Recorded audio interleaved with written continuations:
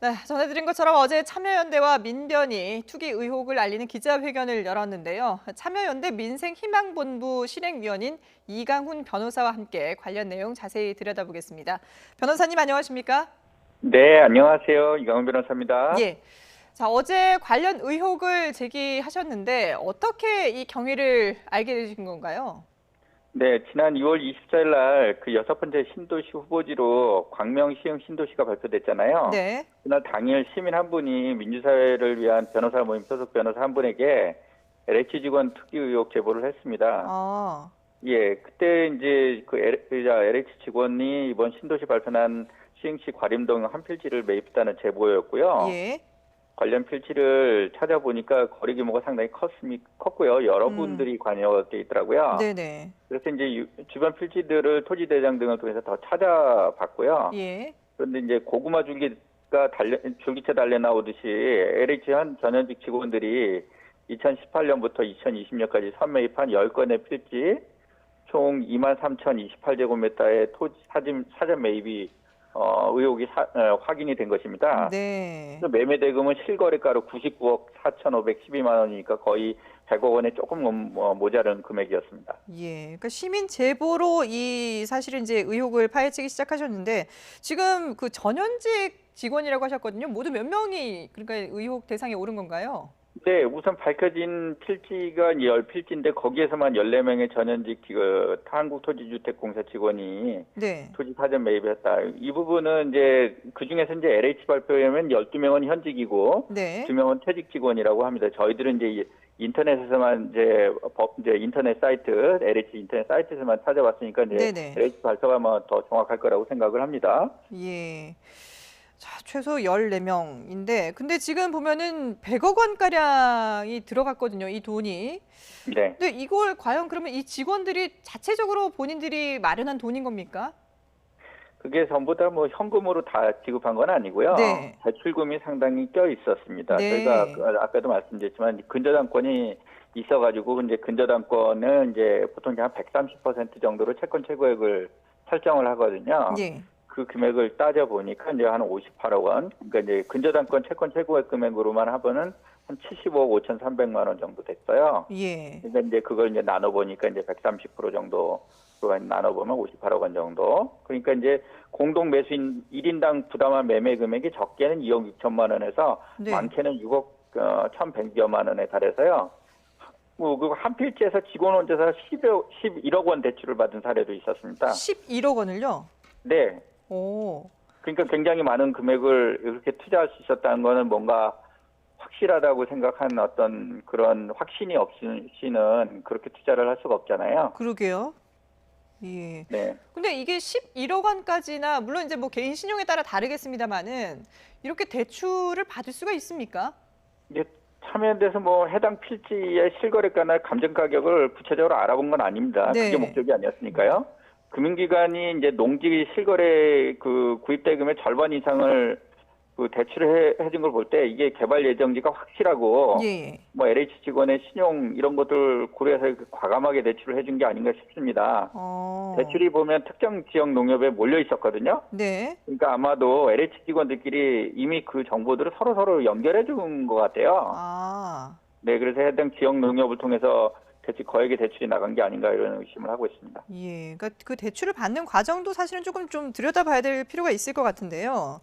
네, 예. 근데 지금 농지법에 따르면 농지를 이제 대부분 토지를 이제 구입을 하지 않았습니까? 근데 농지법에 따르면은 이 농지를 사면은 내가 앞으로 이 농지에서 어떤 식으로 농사를 짓겠다라는 계획서를 내야 되잖아요. 이런 네, 그렇죠, 부분이 그렇죠. 그럼 어떻게 보면 좀 부실 관리되는 부분 아닙니까? 네, 우리 농지법상 그 경제유전 원칙이 있거든요. 예. 그래서 농지를 매입하려면 영농계획서를 제출을 해야 합니다. 네. 그런데 이제 하루 종일 직장에 근무하는 LH 직원이 농사 짓겠다고 하는 그 농업계획서를 경영계획서를 제출했다면 그 영농계획서가 사실이라고 믿기가 좀 어렵겠죠. 그렇죠. 그래서 이번에 이제 발표에 참여했던 변호사 한 분이 그 부근에 살고 계셔가지고 그 신도시 예정 부지를 직접 가봤는데 문제의 투기 필지, 의혹 필지 중에 한 곳에는 묘목을 심어놨다고 합니다. 예. 여기 보니까 이제 농사 짓는 모양새를 갖추기 위한 것 아니냐. 어. 혹은 뭐 토지 수용 시 묘목 보상이라도 좀 더 받겠다는 생각 아니었겠나. 하는 의심이 되는 그런 대목이었습니다. 예. 그러니까 이 토지를 구입할 때 영농 계획서를 받는 이유가 투기를 막으려고 하는 거잖아요. 네, 그런 것도 있고 이제 농지법상 경제유전의 원칙도 있는 거죠. 예. 농민이 아닌 농사 짓겠다는 사람이 아닌 사람은 이게 농지 구입 못하게 하는 거죠. 그렇죠. 근데 이런 식으로 좀 부실 제출이 통과된다면은 상당히 좀 문제가 있다라는 생각이 드는데요. 네, 사전에 예. 그걸 뭐 다 알아볼 수는 없고 계획서니까요. 예. 예, 그러나 이제 사후적으로 이 부분도 따져봐야 될 대목이라고 생각합니다. 예. 근데 지금 투기 의혹을 받고 있는 LH 직원들, 뭐 전현직이 섞여 있습니다만은 지금 현직에 있는 사람들이 12명으로 알려져 있는데 이 직원들 상당수가 보상 업무를 하는 사람들이라고 하거든요.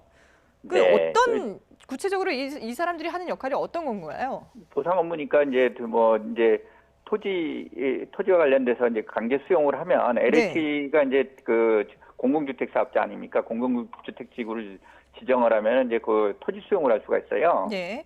그러니까 이제 그 수용 보상을 하는 업무를 하고 있던 분들이니까 이제 개발 예정지에 대한 어떤 그런 그 정보들이나 이런 걸 취득하기 쉬웠던 위치에 있었다고 생각이 됩니다. 아, 그 정보 취득이 누구보다도 쉬운 사람들인데 그러면은 사실은 그만큼 또 이 보안을 유지해야 되는 그 책무가 또 더 큰 사람들인 거잖아요. 아, 당연하죠. 예. 예. 근데 그런 사람들이 이렇게 투기를 했다는 의혹의 대상에 오른 것만으로도 문제가 되지 않습니까? 네, 그것만으로도 문제가 되고요. 예. 지금 LH 직원이 공공주택 사업을 하는데 그 공기업에서 공공주택 사업하는데 당의 직원들이 그곳에 가가지고 사전 투자를 하고 그다음에 그거 가지고 본인들이 보상을 받는다. 이거 어떤 국민들이 납득하겠습니까? 그렇죠. 근데 지금 일단 LH 쪽에서는 아직은 의혹 단계다라고 보고 있고 징계 수순까지는 가지 않는 상황인데요. 근데 이게 만약에 이제 실질적으로 뭐 현실로 드러났을 경우에 법적으로는 어떤 처벌을 받을 수가 있는 겁니까? 우선 이제 부패방지법 7조 2에는 보면 네. 공직자의 업무상 비밀 이용 금지 원칙이 있어요. 예. 그래서 공직자는 업무 처리 중에 알게 된 비밀을 이용해서 재물이나 재산상 이득을 취득하거나 제3자로 하여금 취득하게 해서는 안 된다 이런 그 조항이 있거든요. 이걸 만약 위반하면은 7년 이하의 징역 또는 7천만 원 이하의 벌금을 부과받을 수 있게 됩니다. 그리고 또 공공주택법 57조에는 보면 공공주택 사업자인 공급에 종사하는 직원이 업무상 취득한 정보를 목적으로 사용하거나 타인에게 제공 누설하면 그거에 대해서도 5년 이하의 징역, 네. 5천만 원 이하의 벌금 등을 처할 수 있는 어떤 그런 처벌 규정이 있습니다. 예. 처벌은 상당히 이제 강력하게 마련이 돼 있는데, 근데 문제는요, 이걸 이제 과연 투기로 볼 수 있느냐 없느냐인데, 이 광명 시흥지구가 그 첫 3기 신도시 발표 때도 후보로 유력하게 거론이 되던 장소거든요. 그러다 보니까 이게 내부 정보가 굳이 없더라도 장기적으로 이런 투자 목적을 가지고 있는 사람들이라면은 여기에 충분히 투자할 수 있다. 이런 또 이의 제기가 있을 수 있을 것 같은데요. 이게 투기냐 아니냐 어떻게 가릴 수 있을까요? 우선 장기 투자 목적으로 거래 대금의 절반 이상을 거액의 대출을 받으면서 농지를 구입하는 사람은 상식적으로 거의 없다고 생각이 됩니다. 예. 퇴직 후에 이제 농촌으로 귀촌하려는 사람들은 대부분 대출로 인한 그 수익 악화와 부담을 우려해서 여유 자금으로 투자를 하는 게 보통이거든요. 아, 예. 그래서 이제 거액을 투자하면 농사 같은 경우에 이제 손실을 보기가 쉬워요. 네. 그다음에 묘목을 심어서 무슨 신통한 수익을 내려고 그런 거액 대출을 받습니까? 예. 네, 해당 지역 그 중개 거래업체들도 2019년 당시 뭐 거래가 거의 없는 한산 시점에 이런 걸 구입한 걸 봐서 뭔가 의심이 된다 이런 이야기도 있거든요. 예. 그리고 반면에 정부 내에서는 2018년 이후에 신도시 후보지들 가려내는 과정에서 한참 관계자들 사이에서 논의가 그 진행되던 그 상황들이었습니다. 네. 그러니까 충분히 투기 의심을 할 만한 거죠. 또 아까도 말씀드렸지만 대출뿐만이 아니라 거래 규모 자체가 굉장히 커요. 예. 그러니까 본인들이 여유 자금을 가볍게 투자할 수 있는 데들이 아니라는 거죠. 네. 그렇군요. 일단 거액의 대출금을 받았다는 그 자체만으로도 투기성이 충분히 있다라고 볼 수 그런 있다는 의심은 건데요. 충분히 할 만합니다. 예. 네. 자, 그런데 이 사실이 이제 알려지고 나서 국토교통부에서도 이제 LH와 함께 자체 전수조사를 하고 있는 상황이고요. 그리고 변창흠 장관은 강도 높은 청렴 대책을 마련해라라고 얘기를 했습니다. 근데 공교롭게도 이 직원들이 이 땅을 구입하던 시기가 변창흠 장관이 LH 사장에 재직하던 시기하고 겹치다 보니까 이게 변 장관도 책임을 피할 수 없다라는 얘기들이 나오고 있거든요. 어떻게 봐야 될까요? 뭐 그 변창흠 장관 그 취임 전부터 네. 시작된 그 거래들이 이제 쭉 이어져 왔었던 상황이고 2018년부터 있었으니까요. 네. 이게 LH의 오래된 구조적인 문제들이 이번에 터져 나온 게 아닌가 이렇게 보고 있습니다. 예. 이미 변창흠 장관 재직 전부터 일어난 일인데 계속 주기적으로 조사를 했더라면 이 막을 수 있었던 점에서 상당히 아쉽고요. 예. 지금부터라도 우리가 이게 이런 것이 보면 어떤 사람 때려잡자는 그거에 이게 치중하다 보면 일이 이제 잘못 가거든요. 예. 그러니까 구조가 문제예요. 이 부패가 싹 틀 수 있는 구조, 이런 어떤 구조들을 도려내고 이런 것들이 이제 상시적으로 감독할 수 있는 체제, 이런 것들 정비하는 게 오히려 더 중요하거든요. 예. 지금부터라도 부패와 비리의 싹을 도려내고 LH가 공공주택 사업자로서 국민의 신뢰를 회복하는 기회로 삼기를 바랍니다. 구체적으로 그 구조를 바꿀 수 있는 방안들이 어떤 게 있을까요?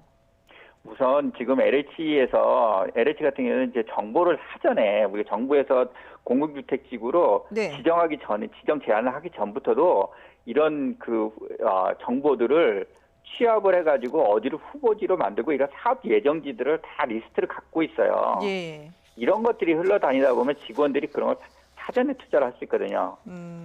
그러니까 우리가 그런 것들이 어떤 그 내부에서 어떤 비밀로서 이런 예. 것들이 이제 관리되는 어떤 시스템, 그리고 그런 것들의 이제 개발 예정지에 직원들은 투자를 하지 마라 네. 하는 부분이 명확하게 있어야 된다고 생각이 됩니다. 예. 네, 그런 부분들을 또 주기적으로 조사를 하고 실제 또 그 징계도 하고 이런 것들이 계속 된다면 이제 직원들이 그런 행동을 하지는 않을 거라고 생각을 합니다. 예. 부패 방지를 위한 근본적인 개혁도 필요하고 일단 이번에 의혹이 제기된 이 사건도 좀 철저하게 파헤쳐야 될 필요가 있지 않을까 싶습니다. 네, 맞습니다. 예, 지금까지 참여연대 민생희망본부 실행위원인 이강훈 변호사와 함께했습니다. 오늘 말씀 고맙습니다. 네, 감사합니다.